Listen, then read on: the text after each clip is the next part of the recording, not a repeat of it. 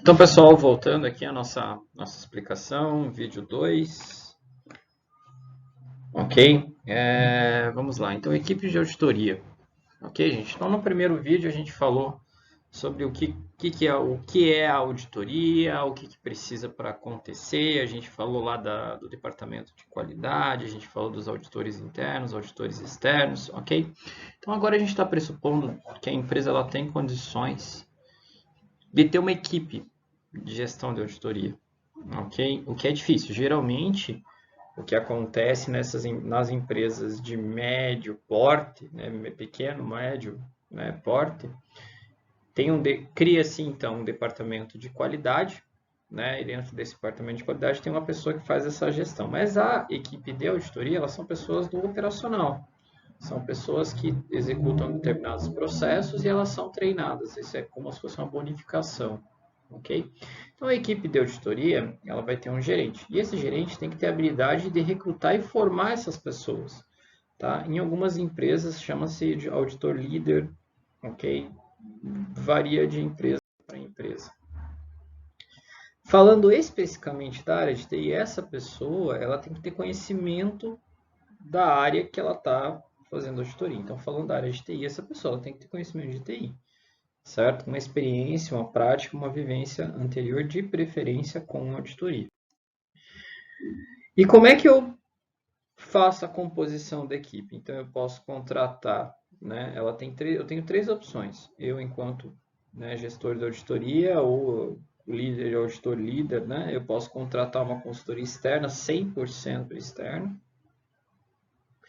Eu posso desenvolver a capacidade técnica em um determinado tipo de profissional, né? Falando da área de TI, eu posso pegar uma pessoa que é da área de informática e formar ele para ser auditor, ok? Ou eu posso pegar uma pessoa que tem conhecimento em auditoria e formar ele para conhecer da minha área, ok? Para que haja essa visão de fora, né? Fora da caixa. Tudo vai depender do perfil econômico da empresa. Para capacitar o profissional, né? Então, apesar de haver a possibilidade de capacitação de auditores para atuar na área de sistemas, pode-se obter um resultado mais efetivo no quadro da organização se já existirem profissionais com conhecimento prévio na área de informática. Isso falando da área de TI, né? Se a gente for pensar, fazer uma analogia, por exemplo, na área de produção, eu posso pegar alguém do administrativo da empresa que tem conhecimento prévio de produção e formar essa pessoa para ser auditor da área de produção, por exemplo, né? Trabalhando, claro, onde ela detém conhecimento suficiente para realizar aquele tipo de auditoria.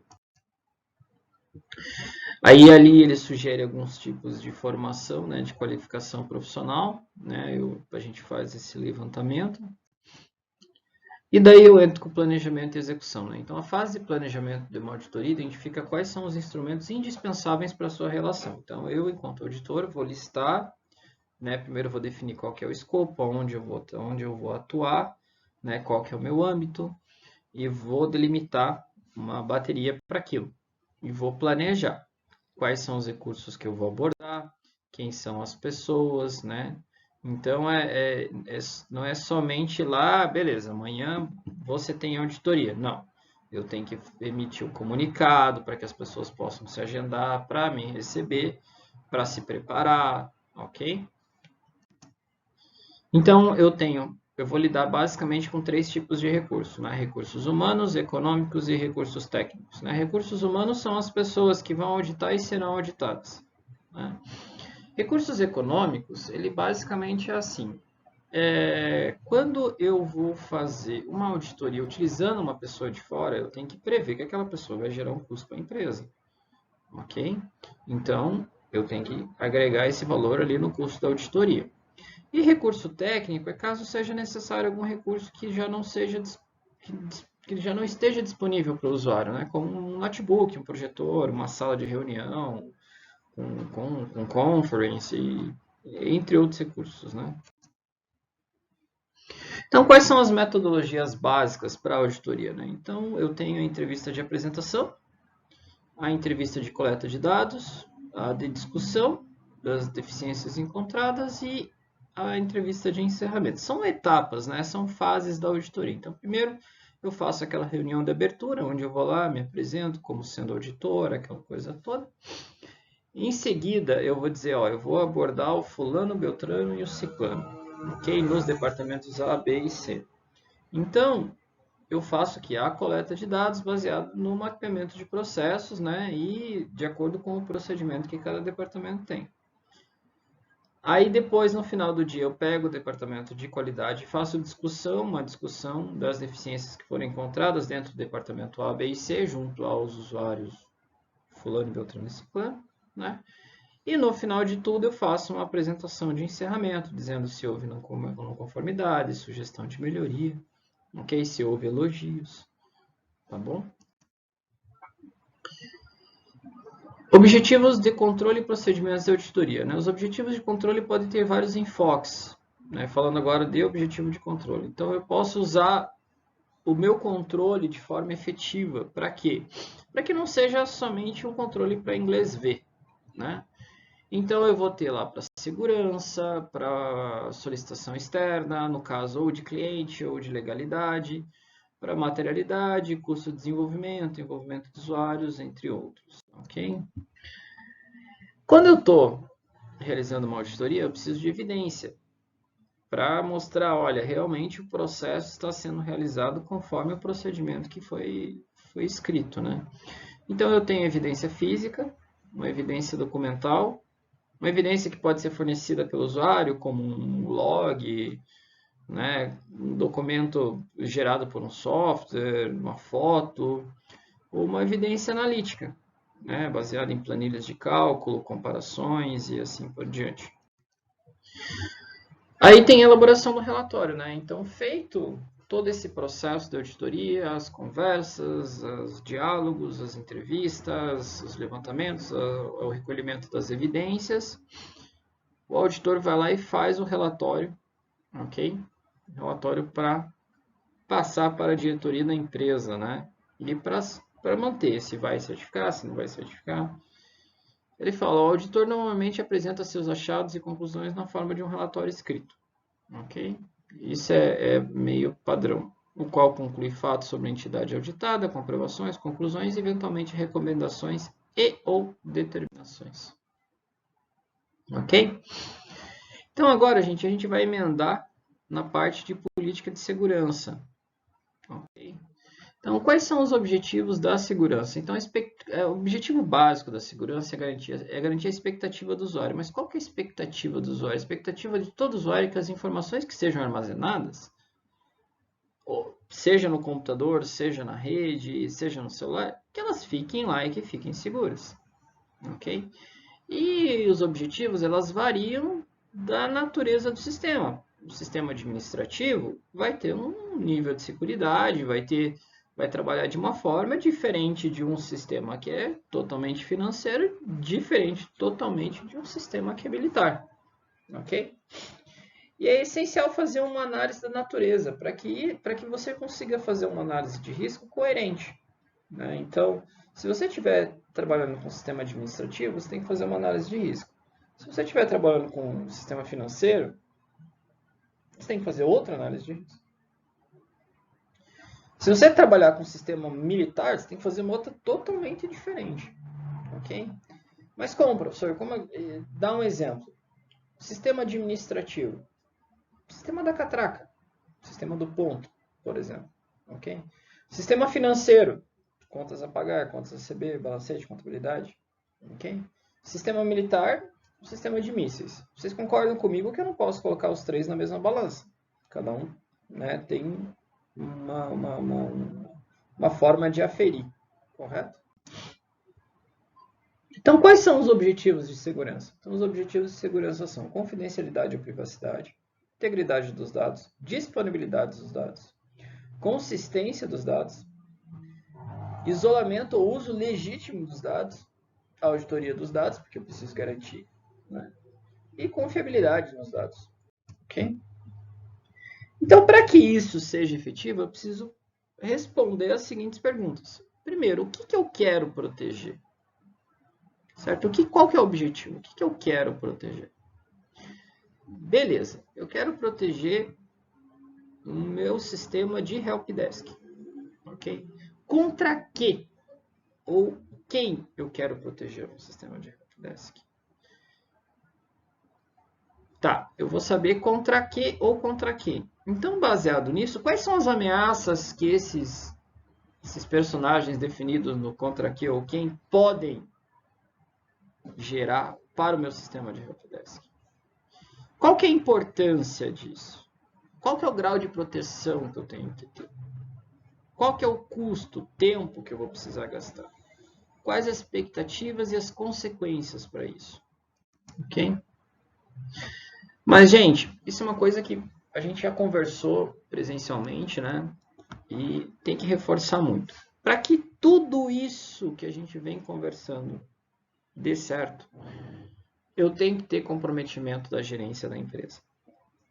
Não só da gerência da TI, mas num nível mais estratégico. Ok?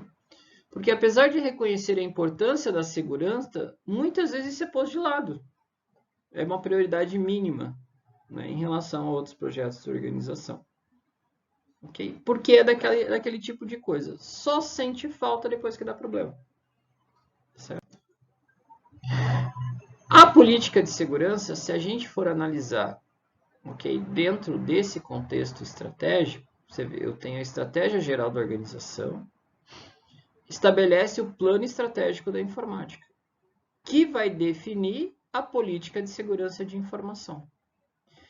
Que o plano estratégico de informática e a política gera impacto sobre e especifica o quê? O plano de desenvolvimento de sistemas, o plano de continuidade de serviços, o plano de capacidade, entre outros projetos. Ok? Dentre isso, quais são os processos de implantação que eu preciso ter?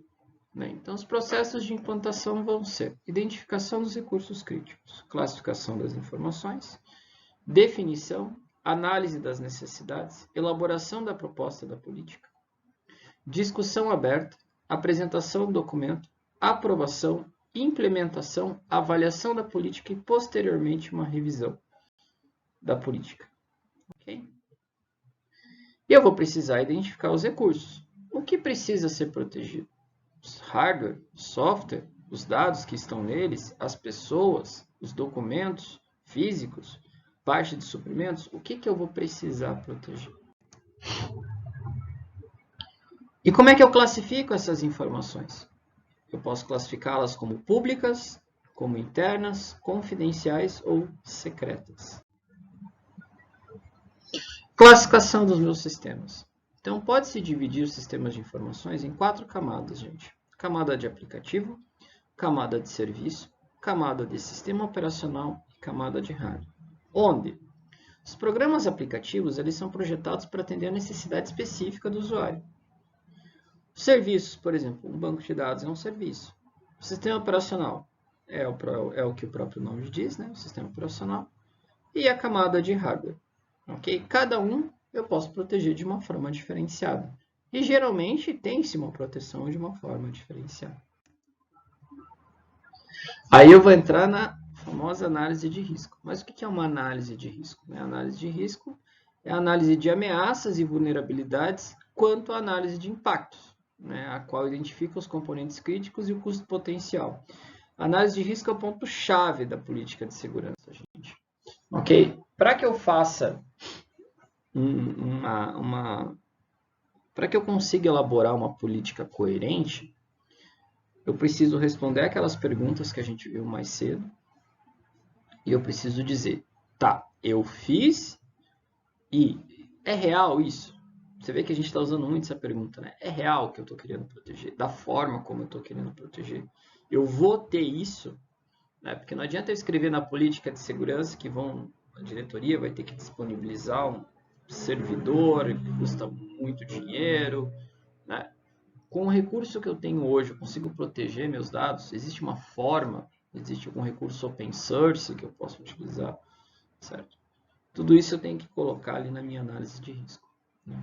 Então, analisando as ameaças, né, gente? Então, recurso, uma ameaça, vulnerabilidade da forma ao ataque, né? Probabilidade e o risco que isso pode acontecer. Certo? Ameaças fundamentais para um sistema, então eu posso ter vazamento, eu posso ter violação de integridade, posso ter indisponibilidade, tá? E eu posso ter um acesso ou uso não autorizado. Ok? Controles de segurança, né? Então, uma vez identificados os impactos e as ameaças e calculados os riscos, são desenvolvidas estratégias para controlar esse ambiente vulnerável. A primeira delas é estabelecer 4 linhas de ação. Primeiro, eu preciso eliminar o risco. Segundo, eu preciso reduzir o risco a um nível aceitável. Terceiro, eu preciso limitar o dano, reduzindo o impacto. E quarto e último, compensar o dano por meio de seguros. Aí eu tenho alguns serviços de segurança, gente. Eu listei 6 aqui. Então, autenticação, controle de acesso, confidencialidade dos dados, integridade dos dados, disponibilidade dos dados e não repúdio, ou seja, tentar evitar que o remetente ou o destinatário neguem que receberam ou enviaram dados. Eu preciso ter controle através disso de log, que é uma forma de monitorar. Mecanismos de segurança, gente. Então, eu tenho assinatura digital, mecanismo de controle de acesso físico ou lógico, mecanismo de integridade de dados, mecanismo de disponibilidade, troca de autenticação, controle de tráfego e controle de roteamento. E por último, implantando a parte de gerência de segurança, né? Então a gerência de segurança de sistemas, ela é responsável pela segurança institucional. A gerência de serviços de segurança, né? Ela é responsável pela administração dos serviços de segurança, ok? Como confidencialidade e autenticação. Gerência de mecanismo de segurança, administração individualizada de mecanismos de segurança, e gerência de auditoria, a revisão, é a pessoa que é responsável ali por revisão e verificação dos registros. Ok?